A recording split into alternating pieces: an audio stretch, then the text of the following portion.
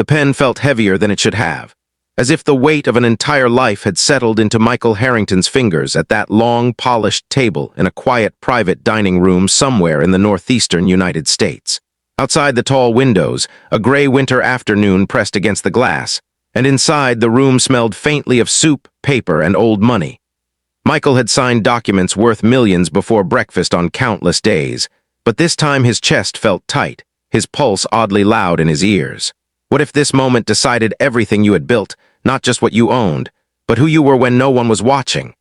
Michael was known across the country as a self-made billionaire, a man who turned grit into fortune and mistakes into lessons that rarely showed on the balance sheet.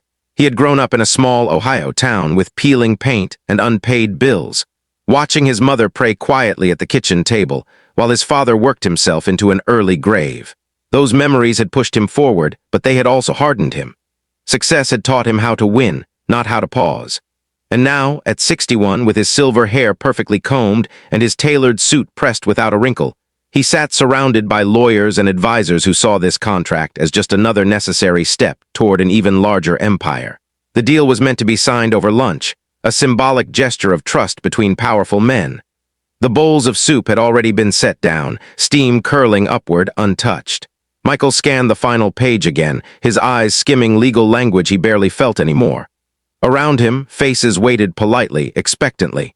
Somewhere deep inside, a quiet unease stirred, the kind that asked uncomfortable questions. If you were in his seat, with decades of ambition behind you and a lifetime of regrets ahead, would you listen to that feeling, or would you silence it like he always had?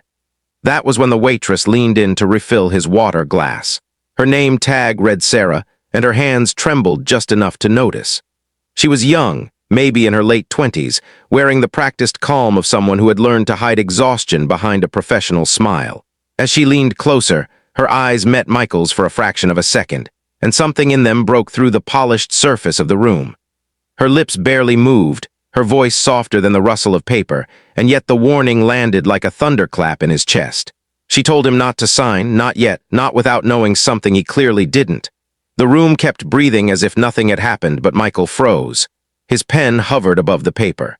For a moment, he wondered if stress had finally caught up with him, if he had imagined it.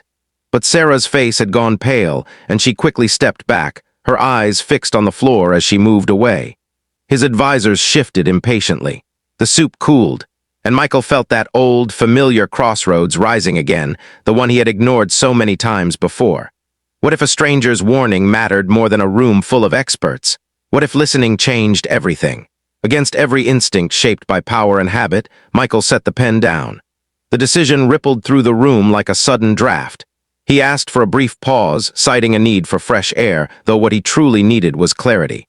He stood, walked past stunned faces, and followed Sarah out into the hallway, where the noise of the dining room faded into silence. There, beneath fluorescent lights and framed photographs of smiling donors, she finally told him the truth.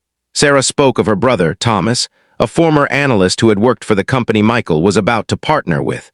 Thomas had discovered irregularities, hidden clauses designed to strip assets once certain conditions were met. When he raised concerns, he was quietly pushed out, bound by silence and fear. The contract on that table was not a partnership but a trap, one that would eventually dismantle everything Michael had built. Sarah had recognized the company name, recognized the moment, and risked her job to say something because she knew what it felt like to watch someone lose everything while powerful people looked away. Michael listened, and for the first time in years, he didn't interrupt, didn't calculate. He saw his mother's tired eyes in Sarah's fear, his father's broken hands in Thomas's story. He felt shame bloom slowly, painfully, for all the times he had benefited from systems that crushed people like her. When he returned to the dining room, he did not sit back down. He thanked everyone politely, announced the deal was off pending further investigation, and walked out, leaving confusion and anger behind him like overturned chairs. The fallout was immediate and brutal. Threats came disguised as legal letters. Stocks wobbled. Friends called to question his sanity. For weeks, Michael barely slept, digging into records, hiring independent investigators, uncovering a web of deceit far worse than Sarah had described. The contract would have destroyed him, yes, but it would have also funded harm to countless others. Canceling it cost him millions in the short term, but it saved something far more fragile. He found Sarah again, not as a waitress, but as a woman standing on the edge of losing hope. Michael paid for Thomas's legal battles, helped clear his name, and funded an internal audit firm dedicated to protecting whistleblowers. The changes did not erase the past, but they shifted the future. Slowly, painfully, Michael learned to measure success differently.